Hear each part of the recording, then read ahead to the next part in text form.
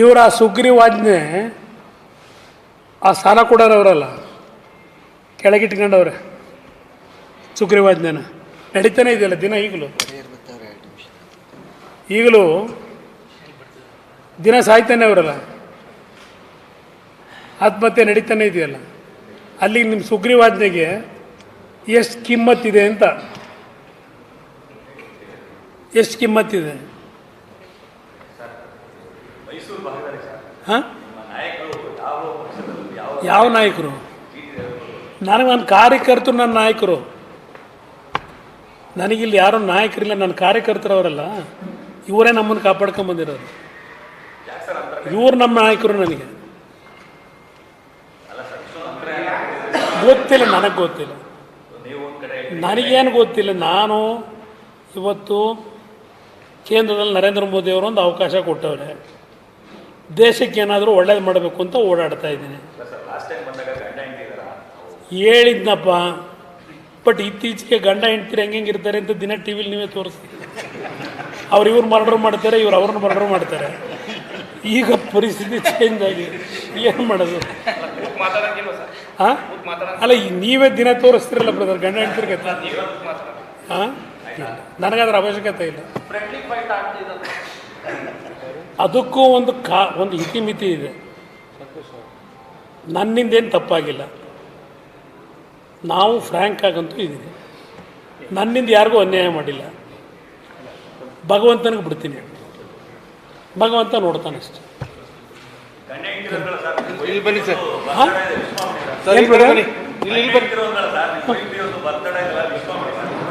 ಬೆಳಗ್ಗೆನೇ ಆಗೋಯ್ತು ಬ್ರದರ್, ಬೆಳಗ್ಗೆನೇ ಎಲ್ಲ ವಿಶ್ ಮಾಡಿ ಬಂದ್ಬಿಟ್ಟಿದೆ. Thank you brother. ಮತ್ತೆ ಆಮೇಲೆ ನೋಡಿ, ಸುಪ್ರೀಂ ಕೋರ್ಟಲ್ಲಿ ಆದೇಶ TDRದು ಏನು ಅನ್ಯಾಯ ಮಾಡೋರೆ ಅಂತೇಳಿ ಇವ್ರ ಮೇಲೆ ಗದಾ ಪ್ರಹಾರ. ಸುಪ್ರೀಂ ಕೋರ್ಟ್ ಆದೇಶದ ಮೇಲೆ ಪಾಪ ಏನೋ H.K. ಪಾಟೀಲ್ರು ತುಂಬ ಹುಡುಕ್ತಾವ್ರಂತೆ ಕಾನೂನ ಪರಿಣಿತರ ಜೊತೆ. ಏನಕ್ಕೆ ಮೈಸೂರು ಮಹಾರಾಜರ ಕುಟುಂಬದ ಮೇಲೆ ಈ ದ್ವೇಷ? ಈ ಭಾಗದ ಜನ ನೆಮ್ಮದಿಯಿಂದ ಬದುಕೋದಕ್ಕೆ ಸ್ವಾತಂತ್ರ್ಯ ಪೂರ್ವದಲ್ಲಿ ಕಾಂಟ್ರಿಬ್ಯೂಷನ್ ಮಾಡಿದಾರಲ್ಲ, ಅದಕ್ಕೆ ದ್ವೇಷ.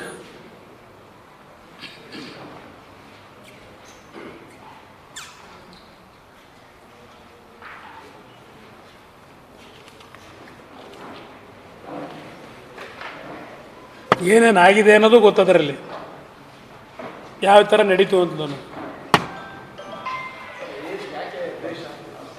ಅವ್ರನ್ನೇ ಕೇಳಿ ಬಂದು ಯಾಕೆ ಅಷ್ಟೊಂದು ದ್ವೇಷ ಅಂತ. ಮೈಸೂರು ಅರಸರು ಕುಟುಂಬದ ಮೇಲೆ ಯಾತಿಕಪ್ಪ ಇಷ್ಟೊಂದು ದ್ವೇಷ ಸಿದ್ದರಾಮಯ್ಯ ಅಂತ ಕೇಳಿ. ಗೊತ್ತಿಲ್ಲಪ್ಪ, ಇರ್ಬೋದು. ಅವ್ರು 5 ವರ್ಷ ಅಲ್ಲ, ಇನ್ನೂ 50 ವರ್ಷನೂ ಇರ್ತಾರೆ. ಅವರೇ ಹೇಳಿಲ್ವ ಮುಂದಿನ ಚುನಾವಣೆನೂ ನಂದೇ ಅಂತ. ಅದರಿಂದ ಇನ್ನು ಮುಂದೆ 5 ವರ್ಷವೂ ಅವರೇ ಇರ್ತಾರೆ. ಪಾಪ ಇವನ ಕತೆ ಹೇಳಿ, ಇವ್ರ ಕತೆ ಹೇಳಿ, ನಮ್ಮ ಸ್ನೇಹಿತರ ಕತೆ. ಪಾಪ ನಿದ್ದೆಗೆಡ್ಸ್ ಕೂಸಿದ್ದೀರಿ. ಹಾಂ, ನನಗೆ ಅವ್ರ ಪಕ್ಷದ ಅವರ ಪಕ್ಷದ ಡೆವಲಪ್ಮೆಂಟು.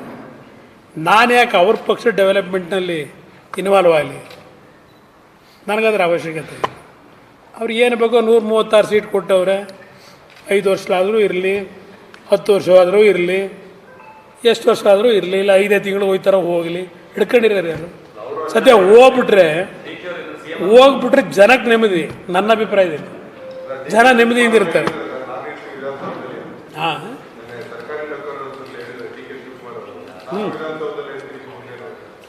ಇರ್ತೀವಿ, ಏನು ಇರಲ್ಲ ಅಂತ ಹೇಳಿದಾರೆ ಯಾರು? ಹಿಂದೇನೋ ಭಾಳ ಜನ ಹೇಳಿದ್ರಲ್ಲ, ಮುಂದಿನ 10 ವರ್ಷ ನಾನೇ CM, ನಮ್ಮ ಪಕ್ಷ ಇನ್ನು 20 ವರ್ಷ ಇರ್ತದೆ. ಭಾಳ ಜನ ಇಲ್ಲೇ ಹೇಳವ್ರೆ ಕರ್ನಾಟಕದಲ್ಲಿ.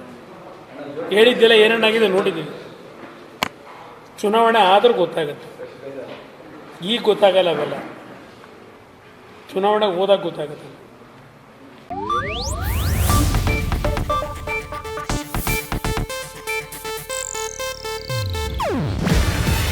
ಇದು ಏಷ್ಯಾನೆಟ್ ನ್ಯೂಸ್ ನೆಟ್ವರ್ಕ್ ಪ್ರಸ್ತುತಿ. ನೀವು ನೋಡ್ತಿದ್ದೀರಾ ಏಷ್ಯಾನೆಟ್ ಸುವರ್ಣ ನ್ಯೂಸ್.